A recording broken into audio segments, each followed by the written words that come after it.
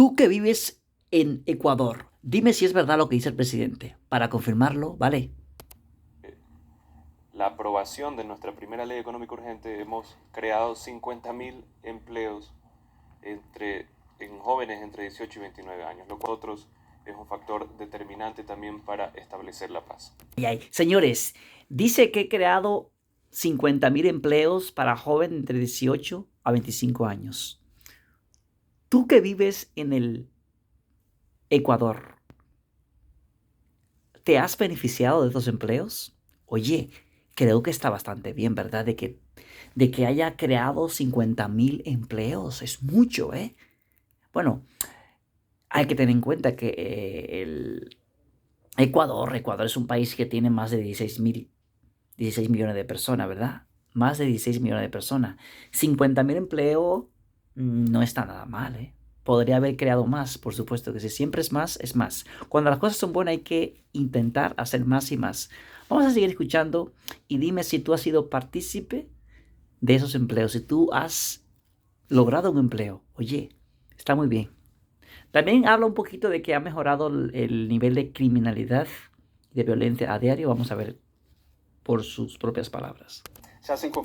Y además de... Sí, acá en el Ecuador nosotros tenemos que hacerlo en la ecuatoriana y es un problema también muy particular. Es un problema serio que se ha vuelto grave con el tiempo por las características del Ecuador. El Ecuador es un país dolarizado, el Ecuador es un país que tiene el tercer puerto más importante de Latinoamérica, después de Santos y después de Manzanillo, es el puerto de Guayaquil, en volumen de carga contenedorizada. Asimismo, es un país muy rico en recursos y...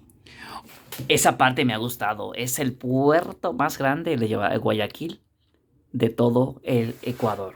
Yo creo que es un dato muy interesante, ¿verdad? O sea, que él es el más grande de todo Ecuador.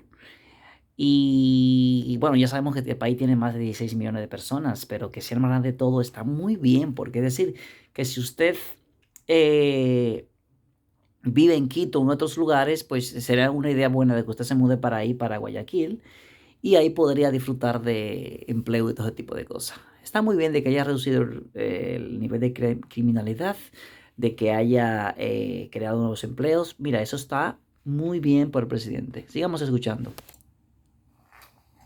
Nosotros, dentro de todas estas características particulares del país, tenemos que darle una solución acorde al país. Los derechos humanos, dentro de nuestro mismo decreto, lo determinamos como una prioridad, pero también derechos humanos de la mayoría. Otra... Puesto que sí, para el derecho humano de todos, no solamente derecho humano para el que está preso ahí dentro, ¿vale? Que mucha gente dice, ¿sabes qué? Es que el derecho humano del que está en la calle, pues qué sé yo, ¿no? Como que solamente se fijan el derecho humano del que está preso, pero el que está en la calle también tiene derecho a vivir. Es decir, que no quiere que alguien más venga a quitarle la vida. Entonces, el derecho humano debe ser respetado tanto para el que está en la cárcel como para el que está fuera de la cárcel, es decir, para los que están presos y para los que están libres. Entonces, en esa parte yo creo que la OMS, que es la Organización Mundial sí, se fije en esto, ¿verdad? Etcétera. Sigamos escuchando un poquito más a ver qué tal. Que la solución sea democrática. El decreto, sí, entonces, por más que era total potestad del Ejecutivo, nosotros le solicitamos a la Asamblea, así mismo como a la Corte Nacional, que se pronuncie sobre eso y que voten sobre eso. Por unanimidad, la Asamblea apoyó el decreto, por unanimidad, la Corte Nacional también apoyó el decreto. Eso significa que por primera vez en muchísimo tiempo los tres poderes del Estado están unidos para esta lucha, esta guerra contra el narcoterrorismo. Muy bien. Dice que por primera vez estén trabajando en conjunto los tres poderes, legislativo, judicial, etcétera, ¿no? Muy bien, claro, porque si la idea es reducir el nivel de terrorismo, el nivel de criminalidad, el nivel de violencia, el nivel de todo tipo de cosas negativas del país, coño, está bien. Es que lo correcto es de que se unan, ¿no? De que trabajen juntos. Da igual si sea el legislativo, si es el judicial, que se una todo.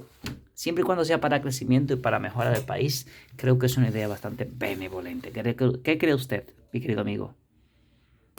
Solo los invito a que vean la historia del Ecuador y la realidad del Ecuador. El Ecuador también es un país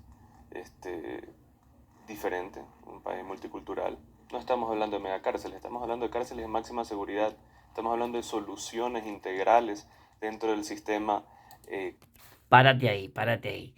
Creo que él está pensando también en construir cárceles como en El Salvador, sí, como en El Salvador, gigantesca. Pero él, algo que he rechazado que me gusta mucho es construir una cárcel, no una cárcel de que gigantesca, sino una cárcel de máxima seguridad para meter a esos reos que han cometido delitos muy graves, que yo creo que merecen ser bien asegurados, porque si no se nos pueden escapar. Coño, está bien. Sí, sigamos. Cárcel. También, esto acá no es que se inventó en El Salvador. El sistema carcelario, el sistema de máxima seguridad, Sí. viene de México, viene también de épocas pasadas en Tailandia, en Singapur, de ahí en historia reciente en Colombia, de ahí en El Salvador y en el Ecuador. Sí. Escucha esto, esta parte mola y a la vez jode un poco. Él va a decir que los presos que tengan más de 5 años de sentencia van a ser deportados. Pero si él envía esos presos a sus países de orígenes, ¿qué va a pasar? Puede que vuelvan de nuevo para atrás. Cuidado, vamos a escuchar. Extranjeros que tengan una sentencia ejecutoriada de más de 5 años puedan salir del país y que no puedan regresar al país más a cometer ningún otro crimen. Pero ¿qué es lo que nos pasa también? Tenemos un problema de flujo, tenemos un problema económico, tenemos un problema hoy en día en el cual necesitamos atender desayuno escolar, necesitamos atender a familias, necesitamos atender a gente que tiene enfermedades catastróficas y estamos gastando mucho dinero en presos extranjeros que como medida constitucional sí se los puede sacar del país. Bueno, esa parte creo que está muy bien por una parte, pero muy mal por la otra, porque como les dije, él puede que quiera ahorrarse dinero deportando a esos presos extranjeros que tengan más de 5 años de sentencia, ¿vale? Pero ¿qué pasa? Que si él los deporta a todos, de que a todo aquel que sea extranjero, puede que esos presos, como les dije, pues venga de nuevo a querer entrar por el país, ya sea porque tenga contacto interno con algún otro narco o porque, qué sé yo, le gusta Ecuador y quiere hacer su negocio, quiere hacer sus cosas allá. Así de fácil, así de sencillo. O sea, chicos, que esto es un poco complicado. Mira, llevar a cabo la gestión de un país es complicado. Como era dicho, tiene que dar desayuno a los niños en la escuela, tiene que cuidar a las personas que están en situaciones muy críticas de salud, tiene que mantener las calles en buenas condiciones, las escuelas y todo aquello que pertenece a un país, ¿verdad? Entonces, eso no es nada fácil lo que es la gestión de un país. Bueno, chicos, hasta aquí llegó este pequeño análisis sobre Daniel Noboa, con la entrevista que tuvo con CNN, bastante interesante, bastante benevolente. Simplemente mi objetivo con esta pequeña entrevista es sacar lo bueno de lo malo y intentar de dar la vuelta a todo esto para que ustedes no pierdan la esperanza, no pierdan la motivación de seguir adelante apoyando al señor Daniel Noboa. Eso es, gracias.